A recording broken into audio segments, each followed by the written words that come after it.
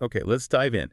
If you're looking for a story that just perfectly captures that clash between vital human need and, well, historical injustice, you've landed in the right place today. Absolutely. We're exploring something really deep, focusing on a group of essential health workers, people whose life-saving work was incredibly also criminalized at the very same We're time. talking about the hidden healers, right? Yeah. The black midwives and herbalists in 18th and 19th century Jamaica, Yeah. sometimes called doctresses or granny midwives. Exactly. And our mission here is to really understand their world, their vast knowledge, how central they were to the community, but also the constant legal danger they were in under colonial rule. And we're drawing on some quite specific sources for this, aren't we? Diaries, court records. Yeah, we've pieced this together from things like Maria Nugent's diary, she's the governor's wife, plus those stark court records detailing prosecutions and scholarly work trying to reconstruct their lives. So let's set the scene with one of those source anecdotes. Picture this. Early 1800s Jamaica, a sugar plantation. Inside a basic cabin, an enslaved woman is giving birth. And attending her is someone like Nurse Flora. The accounts say she arrives with a cargo of herbs. She's murmuring charms, prayers, maybe knowledge passed down, from African and Creole elders. And immediately shows that blend of care and tension. Huge tension because Maria Nugent, in her diary, she observed these practices, these traditional remedies and charms, but viewed them with real suspicion. There's that documented incident, too, isn't there, where someone panicked. Yes, exactly. During one birth observed by Europeans, a white maid apparently got terrified by Nurse Flora's rituals, the unfamiliar elements. She actually snatched away a smoking lamp and the charms. Wow. It just perfectly highlights that colonial view. This essential care, the only care available often, was seen as dangerous, as witchcraft almost, even when it was literally life or death for the community. Indispensable, really, is the word. These women, these black midwives, they weren't just delivering babies. They were essentially general practitioners. That's right. The primary medical providers for, well, almost everyone outside the wealthy elite, enslaved people, the free black community, and often poor whites, too, who either couldn't access or didn't trust the European doctors. And the knowledge they built up, particularly about tropical diseases, it was vast. And think about how they built it. They took African botanical knowledge, what they or their ancestors brought with them, and they adapted it really expertly, testing it against local Jamaican plants. So a unique, evolving medical system born out of necessity and ingenuity. Precisely. Using what was right there, outside the door. Did this knowledge ever cross over? I mean, did European doctors try to learn from them, or was it just dismissed? By and large, the official European medical establishment just dismissed it, or feared it, as we'll see. Yeah. The knowledge survived mostly through quiet apprenticeship passed down within the community. And we see examples in the sources, right? Specific remedies. Oh, definitely. Things like boiling okra leaves or sesame pods, bene pods, they called them, making poultices or teas.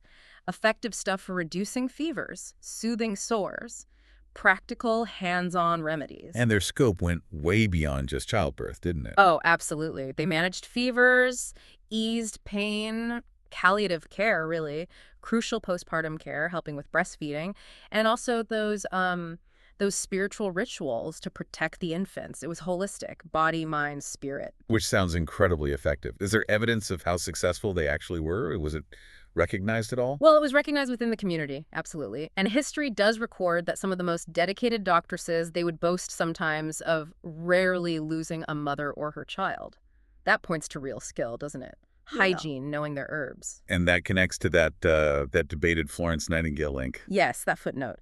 There's this private account, though you have to be cautious with the direct attributions, suggesting Nightingale noted that Jamaican doctresses were practicing hygiene, decades before she became famous for promoting it. That's quite something. Even if it's indirect, it suggests their standards were high, even by European measures of the time. It really does.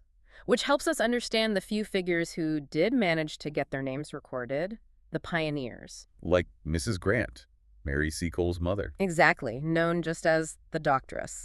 She was famous in Kingston, ran Blundell Hall, a respected boarding house, kind of a convalescent home, too, and she treated both black and white clients. Quite remarkable, crossing those rigid social lines. And her daughter, Mary Seacole, took that foundation global. She really did. Learned from her mother in Jamaica, practiced midwifery and herbalism there, and then, of course, her famous work in the Crimean War. And she made that striking claim in her autobiography. Yes, that she never lost a mother or child under her care. Now, that's a bold claim, but it speaks to her confidence, her skill, built on that blend of African, Caribbean, and European traditions she learned at home. And there were others too, right?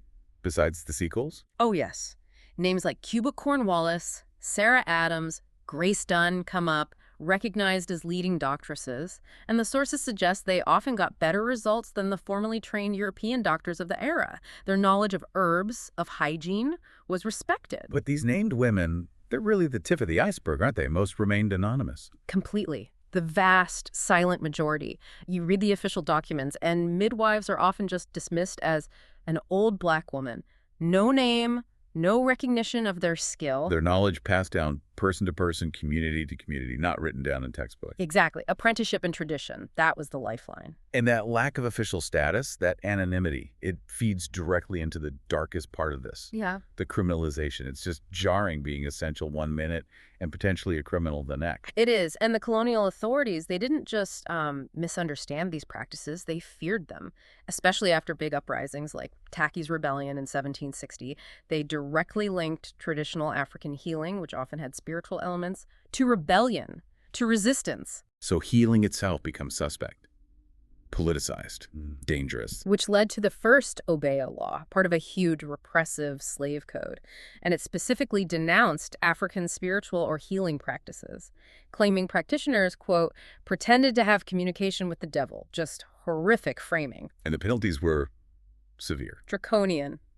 Under that law, an enslaved person pretending to any supernatural power, and that could easily cover using a traditional charm or performing a healing ritual, could face death or transportation.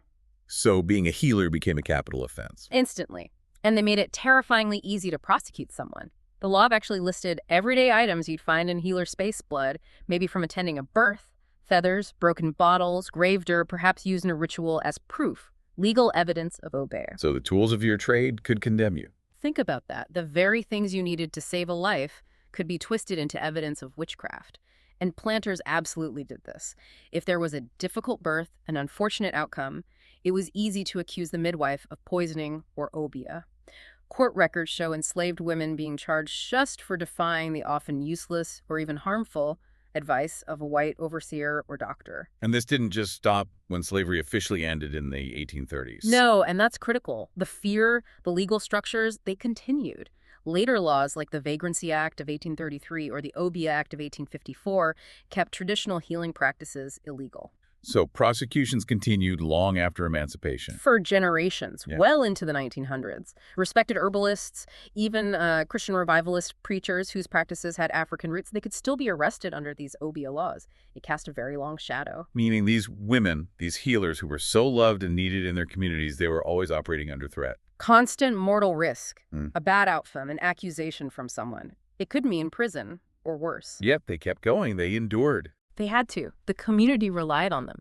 There's that phrase people used. Mothers knew that when the Bukra doctor do you no good, you turn to the aunties or nannies. Maybe we should quickly explain Bukra doctor for listeners. Ah, yes. Good point. Bukra was the term used, often dismissively, for the white man, the master, the colonial authority. So the Bukra doctor was the white, European-trained doctor. And the phrase, no do you no good, suggests. A profound lack of faith, often justified. Their methods, like bleeding and purging, could be incredibly harmful.